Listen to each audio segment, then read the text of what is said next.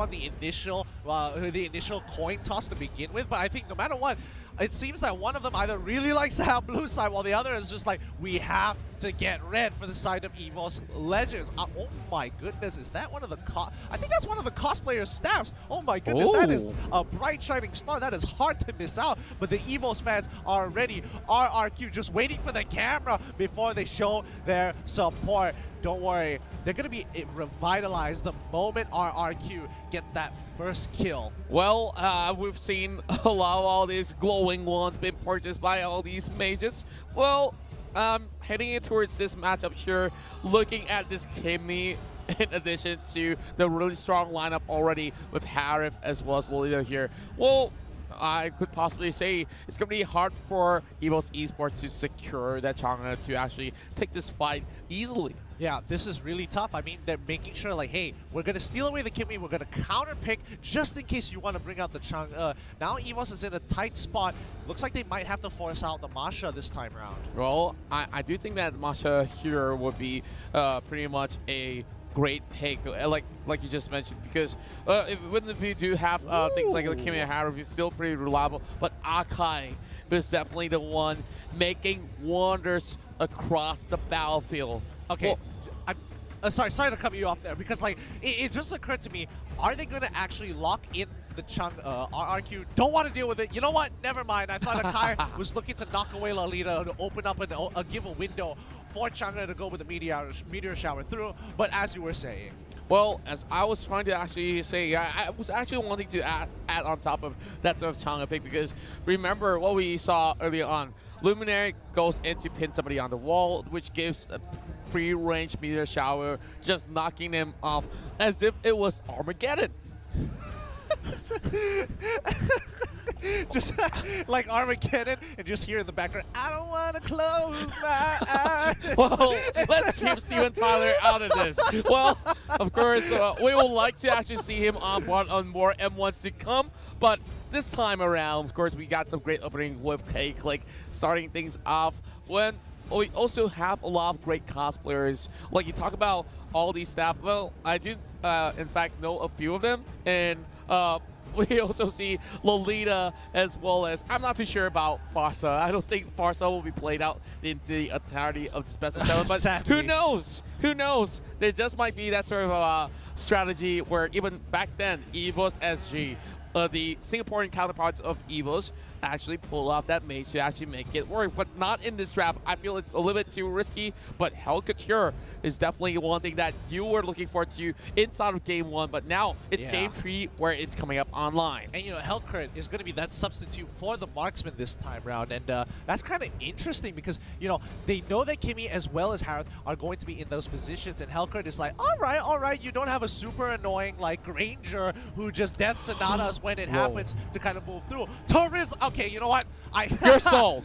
It's time for personal bias in there. You lock in Terizla, I'm going to support you no matter what. I'm a Terizla one trick, and no matter what, I want to see this go down. Sorry, one trick pony, but you got to hold your horses. Well, Hylos, I am holding my horse. Okay, let's stop right there. Well, back to what we were back into here. Oh, this is definitely one really biffy unit, as well as solid damage output coming from Rex Regum Kion. I feel that draft cannot get any better, which means Evos Legends need to respond. They do have the assassin, but they still need maybe a mage to come into effect. What about Lilia? Lilia has been opened up, and that will definitely be locked in for one. The traditional Lilia versus Harith, especially in playoffs, it's happened way more times than it should have here. But the Terizla is here. I'm going to be real for a second. Let's be real before I go back to my bias. Terizla is the best hero in the world, and no one should ever doubt him. But I feel like Terizla in this particular matchup, when he's up against the Xborg, as long as Xborg auto spaces correctly and uses that, you know, that Flame Strike correctly, keeping Terizla at a distance, it can be a little tough. But more importantly, I think the only reason they locked in that Terizla is to actually have something that can cope and maybe even draft where, of course, those sort of burst mages, Lilia, I'm looking forward to that, how it's going to be faring against the mobility that Harith has. And same, well, starting off with a pretty much a safe sort of lane for Evos Legends here. Donkey hoping to secure that early level 2 as we are looking to actually fight off against some of all these guys of RRQ Keon. Yeah, they're going to be trying to keep control as much as possible. RRQ kind of, you know, rotating about. Looks like the arrival is being used by Xborg here to make a difference, so he doesn't lose too much EXP, but it looks like both sides, they're unsure who wins the level 1. Yeah. Like, if they go in with the invade, like, it's going to be a bloodbath, but I don't think anybody's really going to win, and I think they're both giving each other the ample respect. Yeah, and this time around, of course, it seems like they really know that they're still going to be going all out towards the mid-game here, but oh my, Luminaire taking pretty much a huge blow, been a little bit way too late to secure that River of Crap, so that buff's definitely going over towards the favor of Evos Legends. Now Sin already going on that great clearing, and he himself is going to regenerate so much with that goal lead. But here goes, he's going on to his aura, popped out that Heroic armor as he will be joined by Liam. Not really going to be able to actually secure all too much, but here goes Dark Knight falls from the back as well. Here comes Liam as well as Sin trying to back away as one. It will be the next one. Will be turning it with the sort of the Dark Point coming in as well. Now chasing over on Liam. They might be able to stop this one on the track. First blood for Evos Legends. Wow, that could have gone, but oh wait, no, it's not over. Donkey might be in trouble. Ooh, happening on the bot side. Looks like Akai. It's a 1-for-1 trade. It was looking pretty good, and I honestly think that was a risky 50-50 for both sides. Oh no, Aura, he's in trouble. This Diamond Force is already bombed. Sid wants to pick him up. Oh no, the last hit. He goes for the outplay and nails it.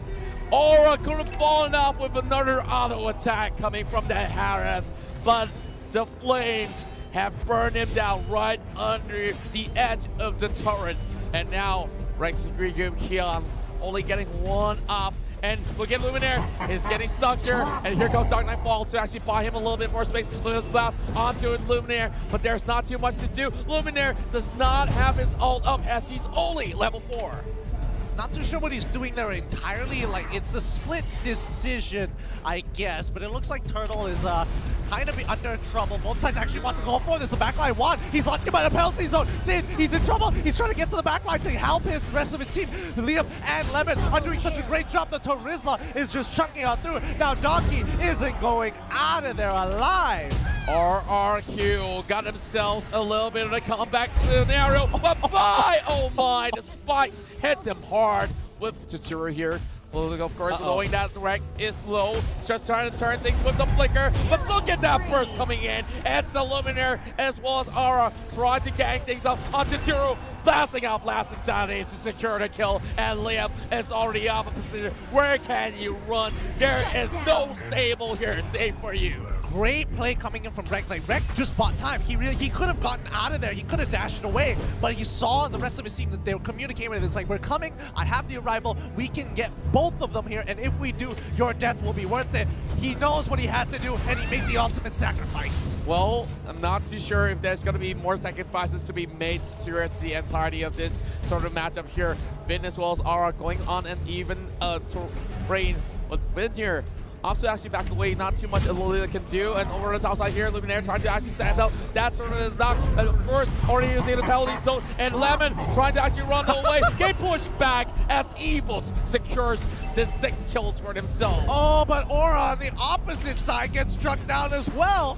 Both teams aren't letting go of this lead. Wow, Aura, of course, getting flanked out. And now, even inside the jungle is nowhere safe, but Luminaire will be turned around. Sin arrived to the scene as he will be able to finally take down that path. Now, it's time for Evos Legends to play from behind, because in the previous 2 games, they were the ones who dictated the pace. 3K to 4K goal leads. Now, it is completely turned 360. RRQ now having the 4K goal lead ahead of Evos Legends. Can they do the same thing RRQ did in Game 1? Well, I do believe that RRQ here definitely have huge priority on this turtle here with Donkey marching forward. He's going to be buying a little bit more space here, but Liam here is trying to actually negate them from entering at all. Nice to charge over the side of the wall. Here comes Dark Knight Falls as well. That's going to be that turtle up for grabs, but Sin does have a little bit more space. Flicker coming from Liam. Oh, and no matter how blast it up in the air, and now Donkey has to fall back, but Luminaire keeping them at bay. They are not going to be having enough room, and he's going to leapfrog in towards that tower ridge and turn things on around, and RRQ Keon here will secure 1 kill with Tarizla smacking them down. Oh my goodness, what a fight. Luminaire, actually, what a beast. He was able to keep them under control so they couldn't go forward, even with the Salmon Force. But unfortunately, on the top side of the map, Rek doesn't win this matchup against Lemon until later into the game. He needs to get that Blade of Despair. He needs to get his second and even third item before he can take Lemon on. Yeah, it's way too early for him to actually take down that turret as well. And one, being so annoying on those Dark Boots, we're regenerating that health. So it's going to be by solely waiting for that cooldown to come back up online. But luckily for him, there's not enough that objective, so he can just stall things out. But here comes Liam here, trying to actually steal this one away. Rek with the Dark Knight Falls will be escaping from this with RRQ, just setting things straight. Look at the goal, skyrocketing to 3,000, or, well, heading towards 5K mark real soon. Yeah, and you know, Rekt, he has to play super safe. The moment he sees Hylos by himself, he's like, oh boy, where's the rest of the team? I don't see them on the map. I have to use my Dark Knight Falls super early as a precaution more than anything else. Well, I definitely would say that they need to take careful steps here. Donkey now trying to protect one for a little bit more. There's going to be a little bit of crash in towards the bottom lane here as we see Rex Freakum trying to go for this setup. We're looking at Rek as well as Luminaire already prepared to defend the tower as well. They do have the Dark Boots up, and Vin will be hugging by the corners of that brush. Well, Luminaire already getting spotted out, but Luminaire does not have that superior position to actually pull up a good Hurricane Dance. While Turisla still camping on the top side, which means that the Xplus will be well occupied, will not join the fight with the rest of the team. And now Aura taking quite a bit of damage here against this Turisla. He just needs to auto space correctly. He's doing a great job. The true damage is coming in. He's low enough to actually come into this, and now Aura has the range. He has full gauge. Rek wants to turn this around. He has health. He needs to buy some more time. And then strike. One more! Oh! He does it! The execution of strike was enough! And they turn it 1-for-1. Here comes Lunar going in for Hurricane Dance. A little bit of the back and forth trade going on. And Sin! Oh my goodness, Tsuru lands that final blow in the coffin, and they open up tier 2. What did I tell you about Turisla, man? That's the beauty of him. If he gets you low enough, that revenge strike will execute you. It does max percentage health, missing damage, true damage even. Sorry, just regular damage against your opponent. So the lower you are, you get hit by that revenge strike, that pop. Ooh, so satisfying. Yeah, it just popped like a pimple, and look at that turtle go. This is going to be Rex Freakum Keon just slowly showing who's boss. And Evos Legends gonna find a little bit of a response as well. Now, speaking of that, here comes Evos here trying to catch out. Been concentrated energy being bought out by Sin. So this is definitely gonna be some great coverage of all that map control coming from RRQ. No. Yeah, it's not gonna matter too much. Luminaire can disengage with the Hurricane Dance, but you know, the pressure from Lemon, that's what it's about. He lands that revenge strike, and now he's gonna chip away with the executioner strike, because Aura on the top side is in a lot of trouble. He takes quite a bit of last maximum impact, does actually land, but Donkey trying to buy some time. Sin doesn't let him go through. Chrono Dash was just enough. Now RRQ has already got themselves into the position where Luminaire also tries to actually catch them out. Only inhibitor turrets left for Evos Legends here, as they do wait for another minute before that Lord shows up. So 9 minutes pass. We're looking at the goal graph here, of course, slowly going upwards. RRQ here has already made sure that they could not have any Evos members pushing towards the mid lane.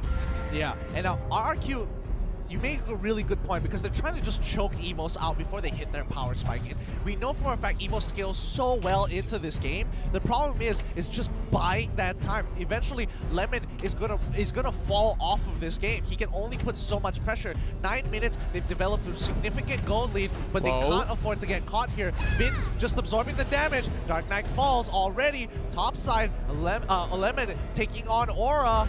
They didn't really want to fully commit with the Hurricane Dance as well, though they did see a little bit of the opportunity, but now Lemon, respecting a little bit of space, gives it over onto the side of Export. Now Aura already having immortality, so he can push as much as he wants. He can even break the Firaga armor. There goes Dim here, is trying to steal this one off, but will still be secured by one. Well, what's happening up on top now? It looks like Aura is putting some damage into Vin. Forced to use his last insanity there, just to make sure he doesn't get caught out by the rest of the team, which kind of gives the green light for RRQ. to go on top of Lord. But look at that go. Donkey has already known that the Lord has already been on that pursuit of RRQ. So do they actually know that this could be a really huge steal coming in if Donkey moves right in time? Here comes Luminaire, and they are on a pro. They almost still in the way, but here comes the team fight breaking through. There will be blood being shed as we see Vin getting chunked out with that sulfuric armor being popped out with the last insanity. Yep, and great play coming in from Evos Legends. They were trying to go for the steal, but they managed to get out without losing a single member, which is really important here because Rex was able to get a good push down on the bottom side of the map. I mean, Evos Legends now have to defend against this upcoming Lord push. RRQ 9K ahead. We've seen this happen the other way around during Game 2. This lead might be a little bit too much for Evos to handle. Well, it's kind of like what they actually delivered in game number 2 in that sort of sense, where Evos Legends is just getting a little bit of taste of their own medicine of what they just did. And true enough, look at how they know. They did have that sort of same pick, which was the Kimmy. Of course, now we have Luminaire trying to go in for another setup right here. Ooh. But is Evos ready to actually take this fight? Because there is the Lord already marching for it, swinging the hammer upon Donkey here. Good setup.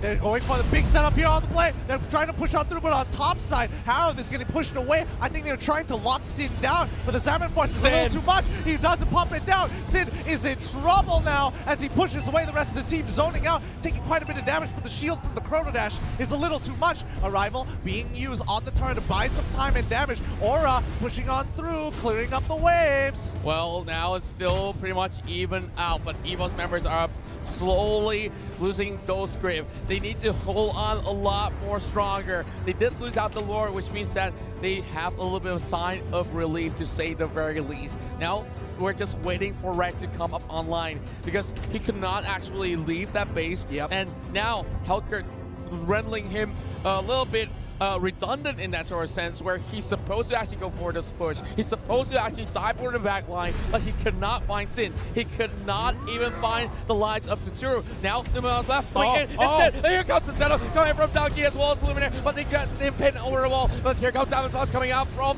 the Harif as well. They're going on the reset. They don't have any more minutes left, and RRQ patiently waiting to blow. And there's not much time left. If they give too much of that time over onto Evos Legends, they might just find a way to fight back.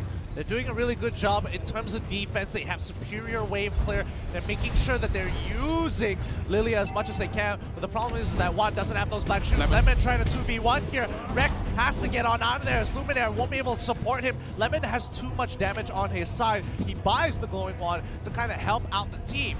Well, speaking of glowing wands here, they might just put it into the impact. No, it's blast over onto the corners of Luminaire, and here comes Donkey with the wall charge. Could not stop this turn from falling, but here comes Sin, trying to actually re-engage with Aura, ready back, and that will be a huge shutdown coming in with the Lilia burning them, and here comes the rest of Evos fighting back. Lemon getting caught by the corners of the wall as he is forced to get away. Outside here, Immortality being popped up, so Liam is in danger, and Evos Esports trying to go in for their comeback kill, and now chase downwards out of it. Hurricane Dash being popped out as well. There it goes. Lolita will be blocked, but they will dash away. The timings of their death couldn't be worse. Now Liam won't be able to make it to the Lord in time if Evos decides to go for a big fight, but luckily at least Sin will be there to kind of hover around the Lord side to buy enough time for Liam to join the fight. The only issue is that Evos Legends is hitting that 40k mark, and once they hit 41k, their carries will be getting their final items. Well, that will definitely be pretty much scary once they do hit that final mark. Now, things are slowly getting into shape as Evos Legends stabilizes himself with about 4k gold. That Lord's coming up online for the second time round. Lolita already rotating across, spots out Lilia as well as the export moving forward. Donkey trying to actually make sure that no members of RRQ gets anywhere close, but now there's going to be a commitment over the top side. Yeah, he's trying to win this 1v1. It's kind of a struggle because Immortality is just so powerful. Rek is in trouble. He has to use the... Ooh, he sidesteps. That might have been able to chuck him down to about 1 HP if he got another auto attack as well as the revenge strike. One's in trouble, has to take the black shoes, is forced to pull backwards as Rin now. Glorious Pathway has been put. They're trying to lock him down. Donkey is in a lot of trouble. The power in nature isn't back up, and on the bottom side, Sid is taking so much damage from Korra. Rek trying to turn it around. The silence is enough, but the stingers don't land. But now they have a lead. That's a lot of this being committed, and now Evos don't really have too much to actually fend off the likes of RRQ. Luminaire now already losing out that Hurricane Dash. Liam just have to fall all the way back. Well, look at Donkey, he still has Immortality. Oh, that's a huge penalty, so a long time with losing the pass. RRQ locking them down. Aura does have the Firaga using the last insanity to actually escape out of it, but it will be the double kill falling in the hands of RRQ. And now Evos down to only a few members left. But here comes Donkey.